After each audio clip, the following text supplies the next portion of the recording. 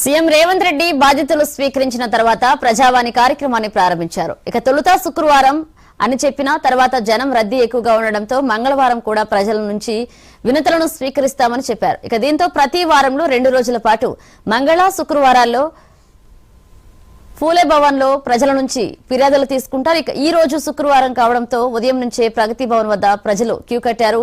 ప్రజాభవన్ లో సీఎం రేవంత్ రెడ్డి అధ్యక్షతన ప్రజావాణి ప్రారంభమైంది.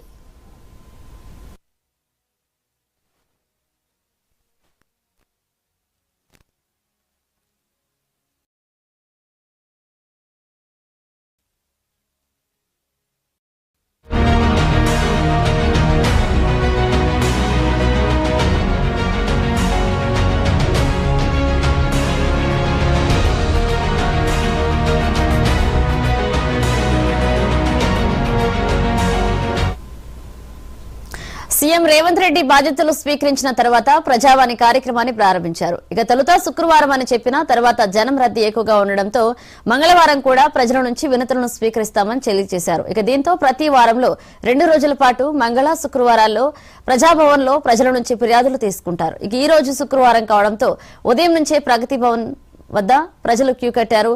ప్రజాభవన్ లో సీఎం రేవంత్ రెడ్డి అధ్యక్షతన ప్రజావాణి ప్రారంభమైంది.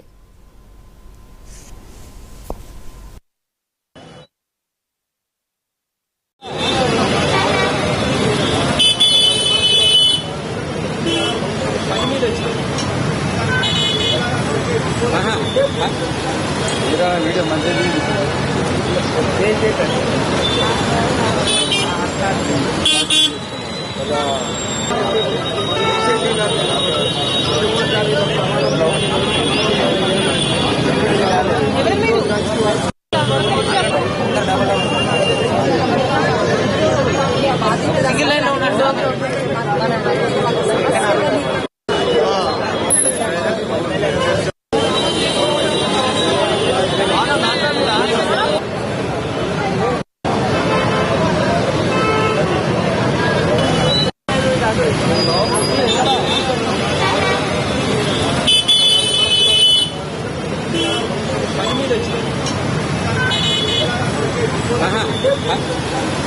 वीडियो मंदिर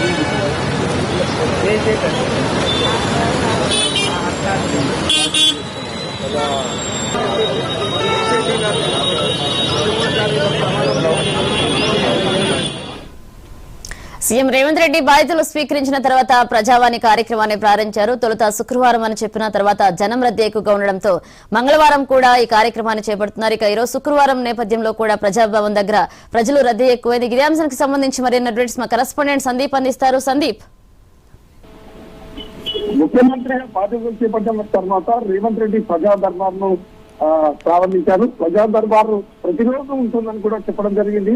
కానీ విపరీతమైన మొదటి రోజు విపరీతమైన రద్దీ, అలాగే 2వ రోజు కూడా విపరీతమైన రద్దీ నేపథ్యంలో కూడా రోజు ముఖ్యమంత్రి పాల్గొనడం, అలాగే మంత్రులు పాల్గొనడం కూడా 2 రోజుల పాటు కొనసాగింది. కానీ కొద్దిగా రద్దీ, ట్రాఫిక్ రద్దీ, అలాగే ఇబ్బందుల దృష్ట్యా కూడా అంటే జనం కూడా దూర ప్రాంతాల నుంచి వస్తున్న నేపథ్యంలో కూడా కేవలం మంగళవారం మరియు శుక్రవారం మాత్రమే కూడా ప్రజా దర్బార్ నిర్వహించేందుకు కూడా ప్రభుత్వం నిర్ణయం తీసుకుంది.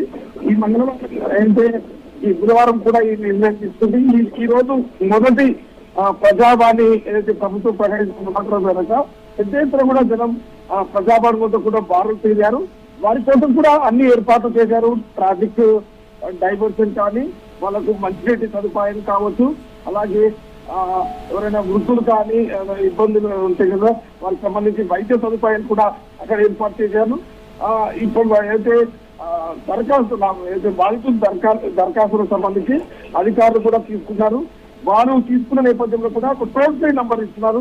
వారికి ఇచ్చిన నేపథ్యంలో కూడా వారికి ఒక మెసేజ్ వస్తుంది. ఆ మెసేజ్ ద్వారా కూడా వారి యొక్క కంప్లైంట్ నమోదైందని చెప్పేసి కూడా ఉంటుంది. అది ఎన్ని రోజులు స్టార్ట్ అవుట్ అవుతుంది అనేది కూడా చెప్పడం జరుగుతుందని చెప్పవచ్చు. Right, thank you Sandeep.